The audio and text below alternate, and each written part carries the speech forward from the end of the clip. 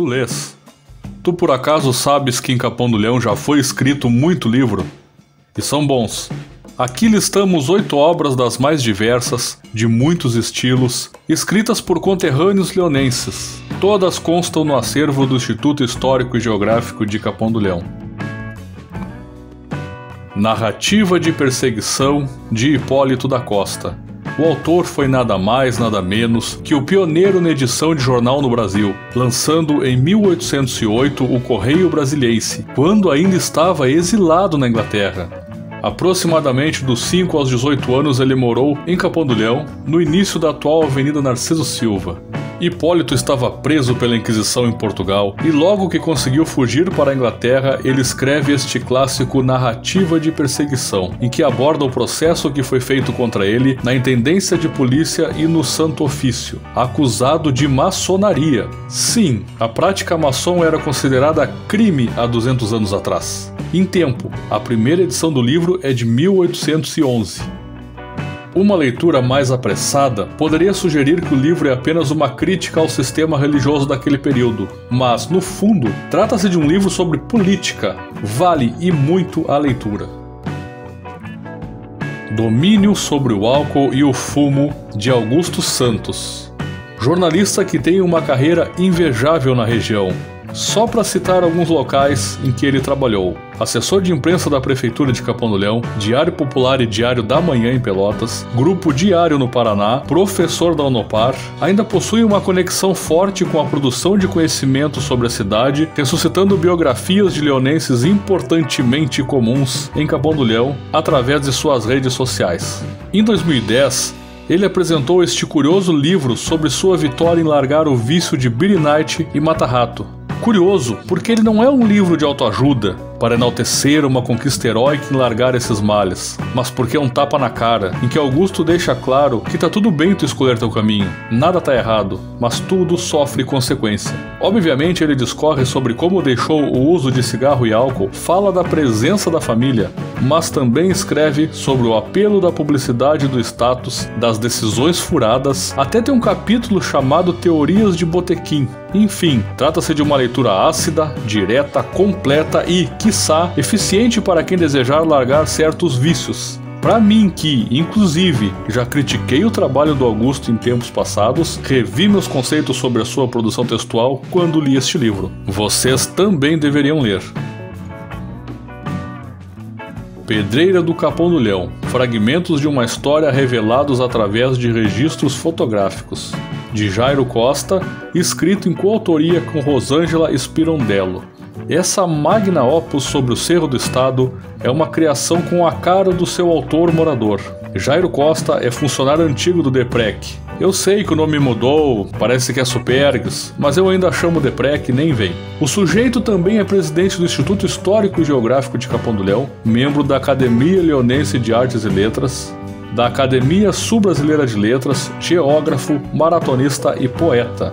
Neste livro são 100 anos de registros do DEPREC no Cerro do Estado e é um trabalho para quem gosta de ler, porque tem bastante informação. E para quem não gosta também, porque tem bastante figurinha. E figurinha de respeito. É só vocês olharem as fotos que estão passando no seu vídeo. O livro foi lançado em 2015 pela editora Ofipel, que costuma ser bem seletiva com a qualidade do conteúdo, ou seja, não é pouca coisa. Procura conhecer essa obra. Capão do Leão, Povo e Identidade, de Frei Silvio Giocondo Dallagnol.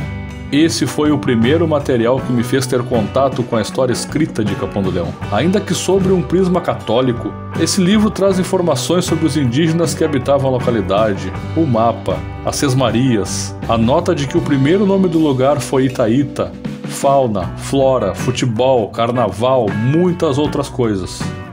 Como curiosidade, também aparece aqui uma letra do hino composta pelo Frei Silvio.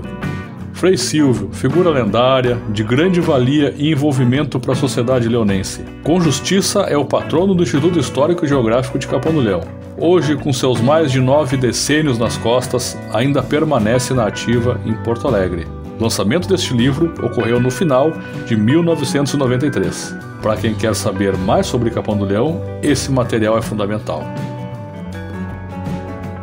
Reflexos de Antes, Durante e Agora, de Sérgio Araújo. Aqui temos 2 livros com o mesmo nome. Isso que estás vendo. Mesmo autor, mesmo título, livros diferentes. Situações que só a cabeça inventiva do Sérgio consegue. Sérgio é cria de Capão do Leão, atualmente reside em Nova Petrópolis, tem uma 3ª obra que fala sobre liderança e perambulou em milhares de cidades. Pessoalmente, foi na locadora de VHS dele, a Rei Leão, que descobri algumas das melhores produções da 7ª arte, idos e clássicos tempos. Sabem o que é mais legal nesses livros aqui? Apesar de autobiográficos, enquanto conta histórias de seus empreendimentos em Capão do Leão, ele traz um contexto amplo de cada época. Fala de troca de plano econômico, carros, tudo com pitadas de bom humor e recheado de nostalgia.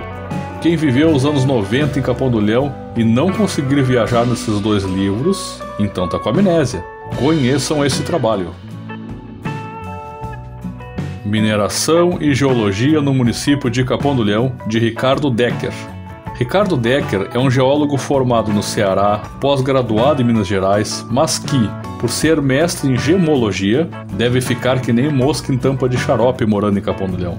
Afinal de contas, nossas pedreiras e outras formações constituem farto material de pesquisa. Nesse livreto, o autor traça um estudo sobre o trabalho de extração mineral no município, a formação do granito leonense, que, aliás, nem sabia, são da idade brasiliana, uns 800 milhões de anos mais ou menos. Se queres saber o que isso significa, vai atrás desse trabalho. É uma tiragem limitada, lançada em 2004, e bem que o autor poderia revisar, incrementar e relançar. A cidade agradeceria. Raízes Leonenses, de Carlos Eugênio Costa da Silva. Literatura de cordel, sabes o que é? Versos que narram, que tratam de uma afirmação de identidade. Carlos Eugênio Costa da Silva, o Vacaria, já tem diversos livros e foi patrono da nossa feira em 2016. Encabeçou a criação da Semana do Poeta Leonense e aqui marca sua saga de homenagens a este município que ele tomou como seu. São 5 pequenas obras que tratam da história da cidade, do Hipólito, dos pontos de cultura, da pedreira do Cerro do Estado e do patrimônio arquitetônico. É uma leitura poética, mas cronista ao mesmo tempo. Melodiosa, mas histórica. Serve para adultos e crianças. É um registro que tem uma importância imperiosa para o município e deve ser usado sem moderação em aulas de literatura na nossa cidade. Recentemente o autor lançou mais material em cordel, que fica para um próximo vídeo.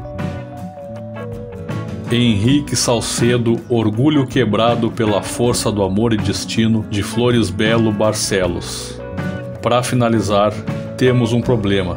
O que falar desse gênio, habitante do panteão literário gaúcho? Em Capão do Leão, os mais velhos falam histórias fascinantes a seu respeito. Seu nome é conhecido Brasil afora, não por menos, Floresbelo Barcelos é patrono da poesia leonense.